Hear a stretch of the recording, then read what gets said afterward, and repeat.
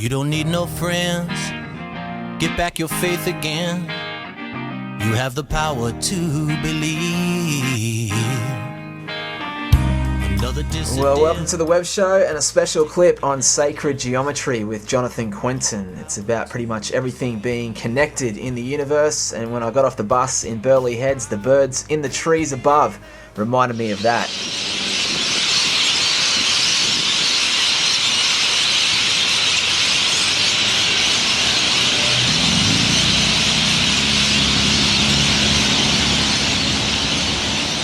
So with collective consciousness on my mind, I was reminded of a great song by the band Live. I don't need no one to tell me about heaven. I look at my daughter and I believe. I don't need no proof. When it comes to God and truth, I can see the sunset and I perceive. I don't need no one. So I didn't really know what to expect when I got into the room, but I had a pretty open mind and it was fun to find out a little bit about sacred geometry. I'm going to be taking you on a visual journey, much like our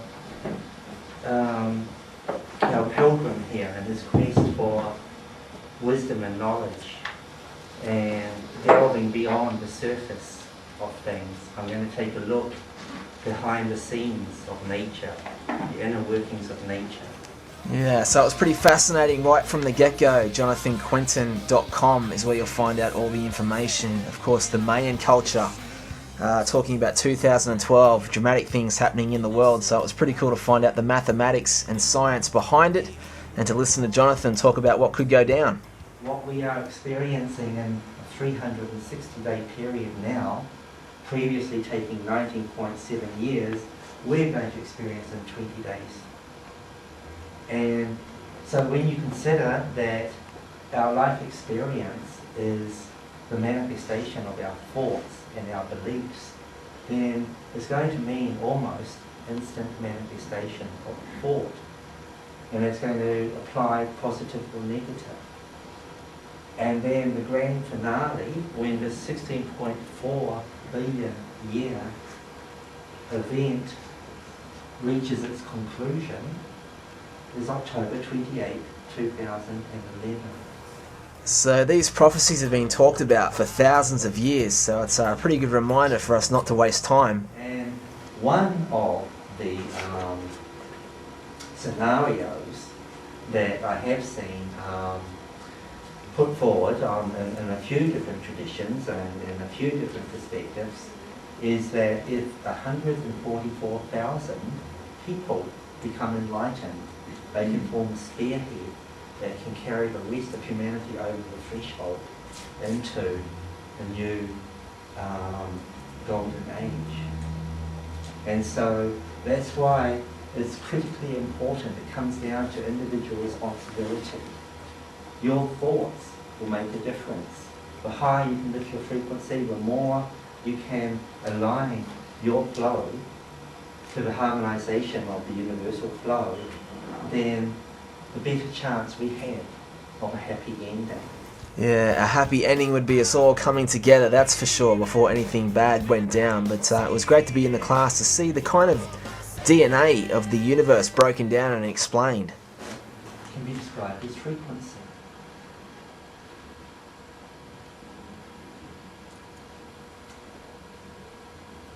Frequency can be described as number.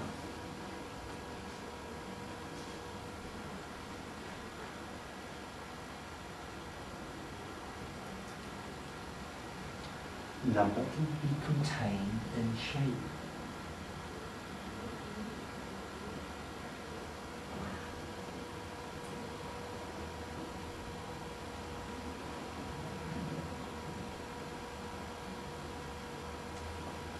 And form.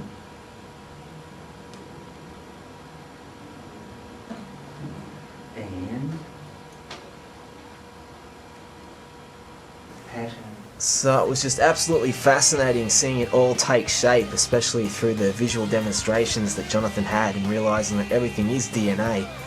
It's like watching a little billion miracles work together in colour. So it was great to find out more with Jonathan and sit down about sacred geometry.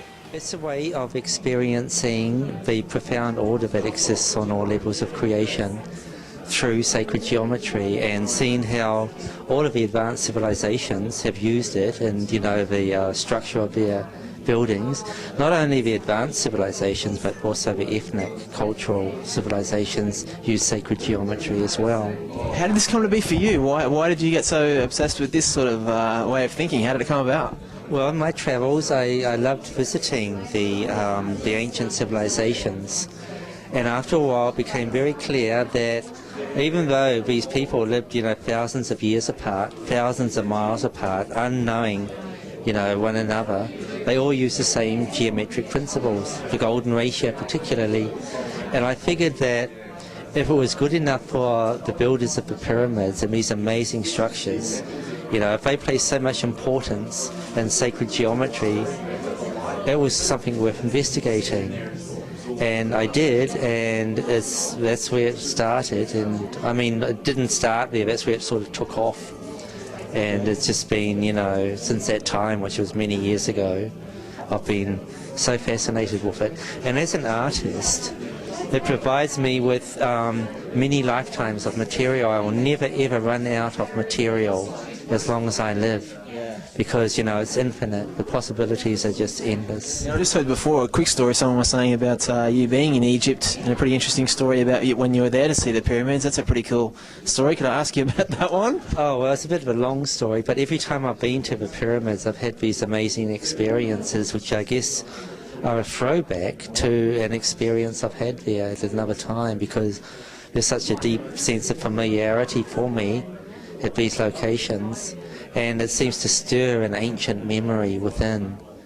And, the ancient Egyptians were very steeped in sacred geometry, and their schools of initiation, sacred geometry was the key curriculum as a means of achieving enlightenment. And would you say that enlightenment in some ways about the connection between oneness, which I realised tonight a lot, like we're all connected, would be a bottom line, wouldn't it?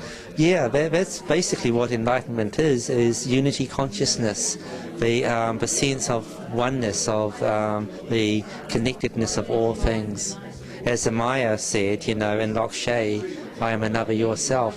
That's seeing yourself and everything else in creation, because we live in a holotropic universe where we are a fractal representation of the universe itself. We're a microcosmic representation of the universe. The same laws that occur on all levels of creation occur within us. We're a miniature universe. Yeah, it's pretty amazing. I love asking people all around the world, like if they could live the ultimate dream, what they would do. What would it be for you, I wonder? What I'm doing is... Tell that. Yeah, sacred geometry. Okay. As an artist, just working with sacred geometry. So how do you look sharing at How do you look at the current world then? We live in a TV generation where we're taught separation because it's good for business and makes a lot more money, but how do you see the current world we live in? In a very bad state, because of exactly what you said. We've become disconnected with the rhythms and the cycles and our symbiotic relationship to nature. We've insulated ourselves, we've separated ourselves from it, and as a consequence, we've fallen out of balance with nature, with dire, results. Ironically, with what you talked about with the Mayan stuff with the years coming up. Yeah, yep. The Mayans, have made a very significant point. I mean, the whole civilization was based on, the fact that in a very short time, whatever date we choose, whether it's 2011, 2012, the evolution of consciousness, the experiment, the divine experiment of consciousness is to reach its climax. What would you say to younger people out there about the things you've learnt and the things you've studied, about enlightening the mind, or at least thinking about things a little bit differently? What would you say to them? I would say that the wisdom of nature is the best example of how to live. Yeah, and I would say that the Dalai Lama, I believe the Dalai Lama has the right idea when he said that his religion is kindness. And so, compassion, yeah. And if we lived by one rule, and one rule alone, we could have paradise on earth, and that is do unto others as you'd have them do unto yourself, or, do no harm to others. I am another yourself. Okay. Well, your diagrams and everything tonight is fascinating, so great to meet you, and thank you for being on the show. Thank you. Pleasure.